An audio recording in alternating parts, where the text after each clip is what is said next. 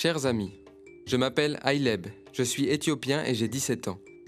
Mon pays, l'Éthiopie, se trouve sur la corne du continent africain, en Afrique de l'Est. Je vous écris de la région d'Amara, dans le nord du pays, le long de la vallée du Grand Rift africain. C'est au cœur de ce paysage plein de contrastes que l'on a retrouvé les plus vieux fossiles humains, datant de plus de 3 millions d'années. C'est pourquoi mon pays est surnommé le berceau de l'humanité. Je vis ici avec toute ma famille. Nous sommes 6, ma mère, mes 4 frères et sœurs et moi-même. Mon père nous a quittés. Nous vivons tous ensemble dans cette petite maison. On partage la cour avec nos voisins. Chacun a son espace avec sa bergerie. À l'intérieur de la maison, il n'y a qu'une seule pièce et un lit. L'habitat est assez spartiate, mais nous n'avons pas le choix. Nous n'avons pas beaucoup d'argent et nous vivons uniquement de nos récoltes et de notre bétail. Notre nourriture quotidienne se compose essentiellement d'injera, une galette de céréales que ma mère cuisine au feu de bois. On la mange accompagnée de beaucoup de piment. Certains jours de fête, nous mangeons du maïs et on sacrifie une bête de notre troupeau. Mais cela reste vraiment exceptionnel. Autant dire que la vie n'est pas facile tous les jours. Je suis l'aîné, c'est donc moi qui suis en charge de prendre soin de mes frères et sœurs. Chez nous, le grand frère tient un rôle très important au sein de la famille. Ma mère travaille beaucoup et n'a pas toujours le temps de s'occuper des enfants.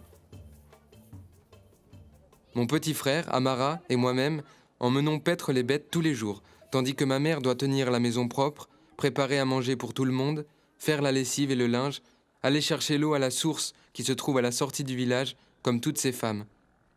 Parfois, je suis fatigué par les lourdes responsabilités que j'ai et j'aimerais juste avoir un peu de temps pour moi, pouvoir faire ce que j'ai envie, profiter de mon adolescence. Mais ici, on doit très vite entrer dans l'âge adulte.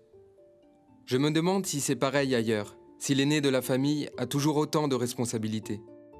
Je ne vais plus à l'école depuis l'âge de 14 ans. J'ai arrêté très tôt, je n'ai pas eu le choix. J'ai dû me consacrer aux tâches quotidiennes de la maison. Je regrette beaucoup ce temps-là, car j'aurais bien aimé faire de longues études. C'est pour cela que je pousse mes frères et sœurs à être sérieux à l'école et à apprendre le plus possible. Et j'espère qu'un jour, je pourrai reprendre le chemin de l'école. Pourquoi pas en France? Et découvrir votre culture, votre façon de penser, pouvoir porter un regard nouveau et différent sur les choses. J'ai toujours été très curieux. J'espère que vous êtes aussi curieux que moi, car je suis très content de pouvoir échanger avec vous et vous montrer comment les choses se passent en Éthiopie.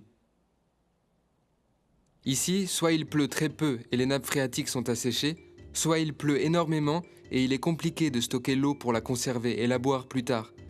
Il n'y a pas d'eau courante chez nous. Nous vivons dans une région montagneuse et assez escarpée. Les déplacements sont difficiles. L'approvisionnement en eau se fait à dos d'âne ou à pied et demande beaucoup d'efforts. C'est pourquoi nous faisons attention à ne pas la gâcher. En Éthiopie, la consommation moyenne d'eau par jour par habitant est de 6 litres. Ces 6 litres d'eau servent à boire, à cuisiner et à se laver. En France, chaque personne utilise en moyenne 148 litres d'eau par jour, soit près de 25 fois plus qu'en Éthiopie. Pour faciliter l'accès à l'eau potable, l'association Action contre la faim et les autorités locales ont construit un puits à l'entrée du village.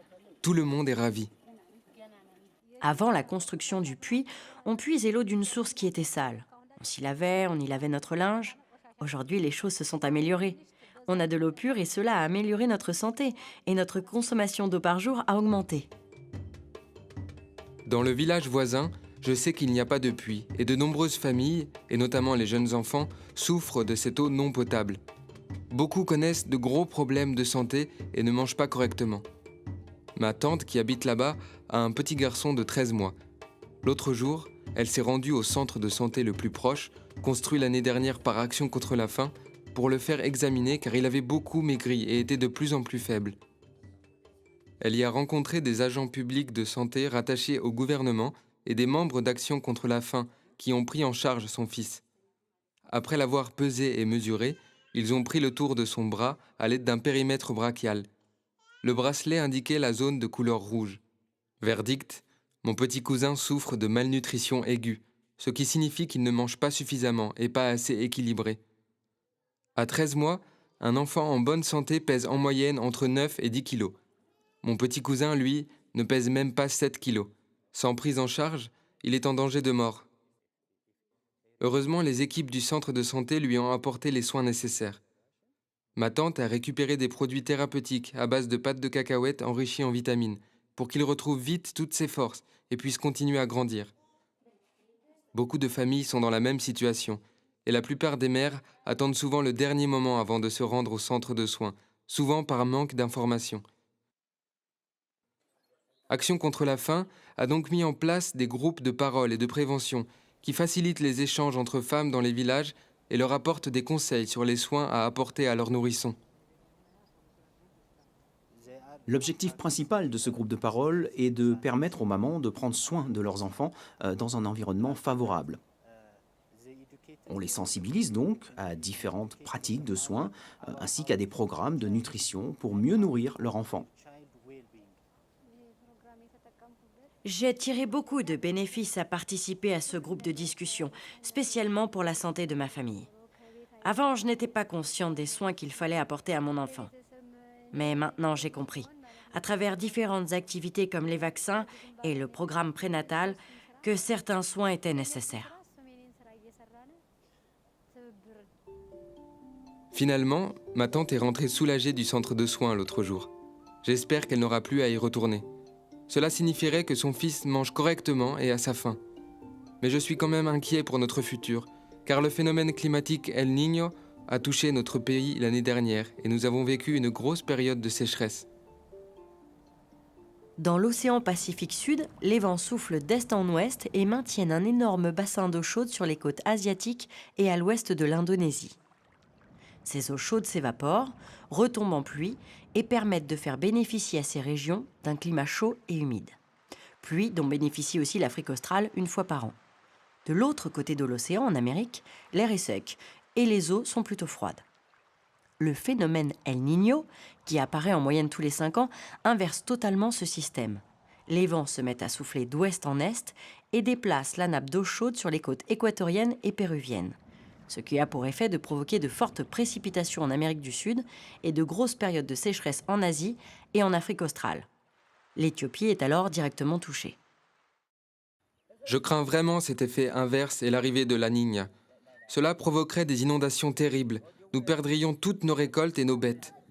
Si cela devait arriver, ce serait catastrophique, car 18 millions de personnes sont déjà dans une situation d'insécurité alimentaire dans mon pays. Pendant la sécheresse, on a eu beaucoup de problèmes. Le champ ne donnait plus de céréales, plus rien ne poussait. En ce moment, ça va un peu mieux, grâce à Dieu, mais on a peur que cela revienne. On continue à prier en espérant que ces changements climatiques n'arrivent plus, mais on sait que ça va revenir. Nous avons déjà connu à plusieurs reprises des situations d'urgence comme celle-ci, notamment en 2011. C'est épuisant moralement et psychologiquement de se battre contre la nature. Que faire? Comment agir contre ce dérèglement climatique? Vous avez une idée? Les difficultés à cultiver la terre viennent aussi d'un manque de productivité de nos sols. Une déforestation massive et une culture intensive pendant plusieurs années les a détruits et les a rendus complètement poreux. Lorsqu'il pleut beaucoup, l'eau s'infiltre dans le sol et stagne sous forme de nappe phréatique, ce qui permet de devenir une ressource en eau pour les plantes et les hommes. Mais lorsque les sols sont trop poreux, l'eau s'infiltre et ne stagne pas. Les plantes et leurs racines permettent de solidifier ces derniers. Or, au cours de ces 25 dernières années, près de 3/4 des forêts éthiopiennes ont été décimées pour répondre aux besoins en combustible et en bois de construction. Par ailleurs, 80% de la population ici vit de l'agriculture ou de l'élevage. Du coup, la plupart des terres sont cultivées et il ne reste que très peu de végétation native pour fixer les sols et empêcher leur érosion.